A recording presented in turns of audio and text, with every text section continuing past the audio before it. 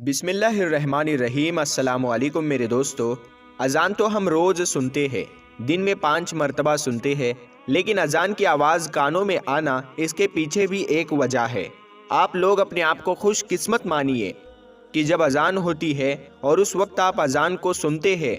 और बहुत से लोग तो इतने दीनदार होते हैं कि अज़ान की आवाज़ सुनकर टीवी का वॉल्यूम कम कर देते हैं और उन्हें लगता है कि वो बहुत बड़ा सवाब का काम कर रहे हैं, लेकिन उठकर नमाज को नहीं जाते।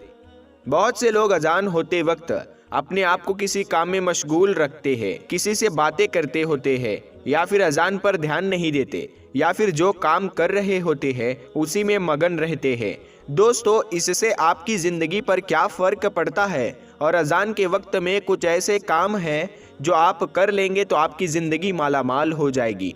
पूरे दिन में सिर्फ आप लोगों को एक छोटा सा काम करना है, जो हम आपको आगे इस वीडियो में बताएंगे। इससे आप लोगों की पूरी ज़िंदगी बदल कर रह जाएगी। कुछ जगह यहाँ तक लिखा हुआ है कि अगर बंदा अजान के वक्त में सच्चे दिल से जो दुआ मांगे तो अल्लाह उसकी दुआ को कबूल फरमा लेता है।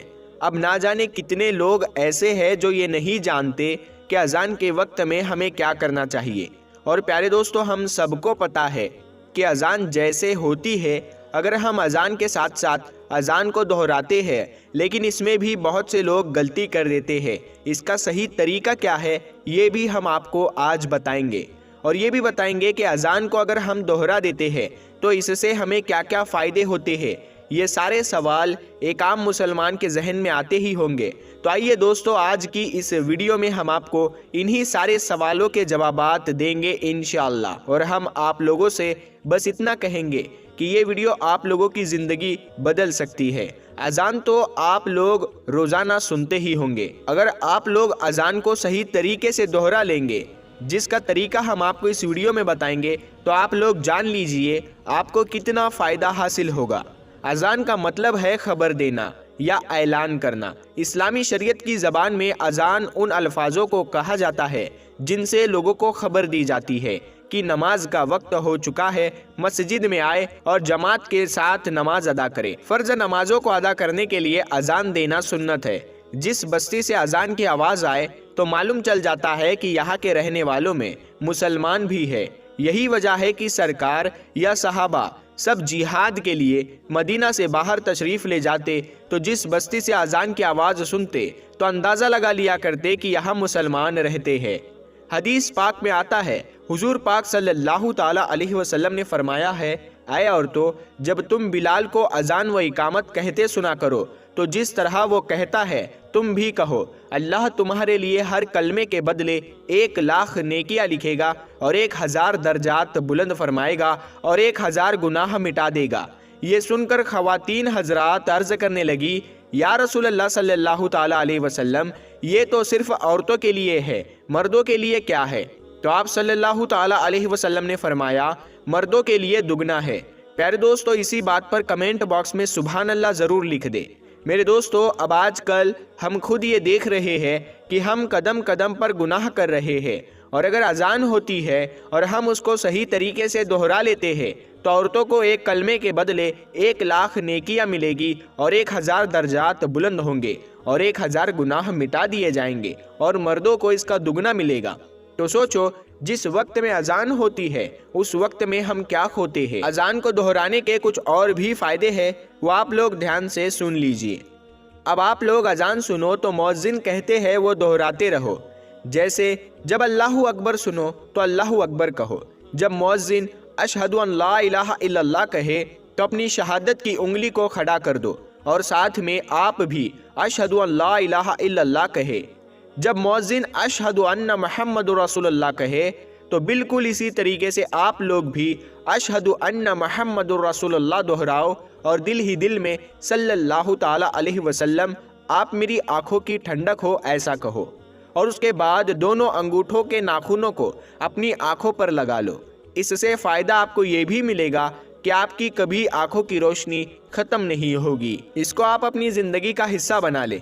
जब भी आप लोग अशहदु अन्ना मुहम्मदुर रसूलुल्लाह सुने तो आप लोग अपनी आंखों पर दोनों अंगूठे लगाए। अब जब मुअज्जिन حیا علی الفلاح یا حیا علی الصلاح وہ کہے تو آپ لاحول پڑھے، یعنی اس طرح کہے لا حول ولا قوت الا باللہ العلی العظیم۔ باقی آپ جیسے ہی اذان سنے ویسے ہی دہراتے رہے۔ جب اذان مکمل ہو جائے اس کے بعد اذان کے بعد کی دعا پڑھے۔ اذان کے بعد کی دعا یاد نہیں ہے تو آپ لوگوں کو اسکرین پر یہ دعا دکھا رہے ہیں، اس کا ہو سکے تو اسکرین شاٹ لے لو اور یاد کر لو۔ اذان کے بعد مانگی گئی دعا کبھی بھی رد نہیں ہوتی۔ اگر انسان اذان کو مکمل طریقے سے دہراتا ہے اور اس کے بعد اذان کے بعد کی دعا پڑھ لے اور پھر ہاتھ اٹھا کر اللہ تبارک و تعالیٰ سے دعا مانگے تو انشاءاللہ وہ کبھی بھی مایوس نہیں ہوگا۔ وہ جو مانگے گا اللہ تبارک و تعالیٰ اسے عطا کر دے گا۔ جب بھی اذان ہو رہی ہو تو آپ جو کر رہے ہیں اسے وہی روک دے اور اذان کو پورا سنیے اور دہرائیے۔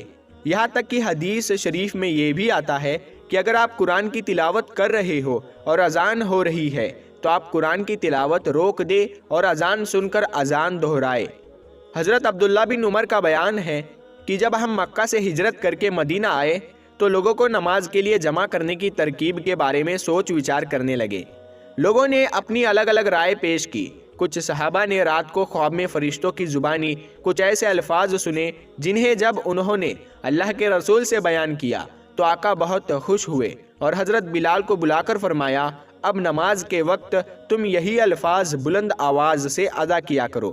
چنانچہ وہی الفاظ قیامت تک کے لیے اذان بن گئے جو پوری دنیا میں ادا کیے جاتے ہیں۔ حضرت معاویہ رضی اللہ تعالیٰ عنہ کا بیان ہے کہ میں نے اللہ کے رسول پیغمبر حضرت محمد مصطفیٰ صلی اللہ تعالیٰ علیہ وسلم کو فرماتے ہوئے سنا ہے کہ قیامت کے دن اذان دینے والوں کی گردنیں سب سے اونچی ہوگی۔ اس بات سے پتہ چل جائے گا کہ یہ لوگ دنیا میں اذان پڑھا کرتے تھے۔ اللہ کی طرف سے اذان پڑھنے والوں کے لیے بہت بڑا اعزاز ہوگا۔ اسی طرح ایک اور حدیث میں آیا ہے کہ مؤذن یعنی اذان دینے والے کی آواز جہاں تک پہنچتی ہے وہاں تک کی ساری چیزیں جیسے انسان، جن اور دوسری مخلوق سبھی قیامت کے دن اس کے ایمان کی گواہی دیں گے۔ اذان کی آواز سنتے ہی خاموش ہو جائے اور اذان کے کلمات کا جواب دے۔ اذان کا جواب دینا واجب ہے۔ اگر کئی مسجدوں سے اذان کی آواز سنائی دے تو صرف ایک ہی اذان کا جواب دینا کافی ہے۔ خلوص دل سے اذان کا جواب دینے والوں کو اللہ کے رسول نے جنت کی بشارت دی ہے۔ لہٰذا جب بھی اذان ہو ہم سبھی کو کچھ دیر کے لیے اذان سننے اور اس کا جواب دینے کے لیے تیار رہنا چاہیے اور نماز کی پابندی کرنی چاہیے۔ حضرت ابو ہریرہ رضی اللہ تعالیٰ عنہ سے روایت ہے کہ نبی صلی اللہ تعالیٰ علیہ وسلم نے فرمایا اگر لوگوں کو اذان اور پہلی صف کے اجر و ثواب کا علم ہو تو اور اگر انہیں اس کے لیے قرآن اندازی بھی کرنا پڑے تو وہ قرآن اندازی ضرور کرے۔ کہ حضرت ابو سعید خدری رضی اللہ تعالیٰ عنہ نے ان سے فرمایا میں دیکھتا ہوں کہ تم بکریوں اور جنگل کو پسند کرتے ہو۔ جب تم اپنی بکریوں یا جنگل میں ہوا کرو تو نماز کے لیے اذان کہو اور خوب بلند آواز سے کہو، کیونکہ مؤذن کی اذان کو جو بھی جن یا انسان یا دوسری مخلوق سنے گی وہ قیامت کے روز اس کے لیے گواہی دے گی۔ حضرت ابو سعید رضی اللہ تعالیٰ عنہ فرماتے ہیں میں نے یہ بات نبی صلی اللہ تعالیٰ علیہ وسلم سے سنی۔ پیارے دوستو، یہ ویڈیو ہر اس شخص کے پاس پہنچنی چاہیے جو مسلمان ہے۔ تو ہم امید کرتے ہیں کہ آپ کو آج کی یہ ویڈیو پسند آئی ہوگی اور آپ اذان کے صحیح مطلب کو دہرانے کا آپ کو آج پتہ چل گیا ہوگا، اور اس ویڈیو کو آپ اپنے دوستوں میں ضرور سے ضرور شیئر کریں تاکہ سبھی مسلمانوں تک یہ ویڈیو پہنچ سکے۔ تو ہم ملتے ہیں پھر ایک نئی ویڈیو کے ساتھ میں، تب تک کے لیے السلام علیکم، اللہ حافظ۔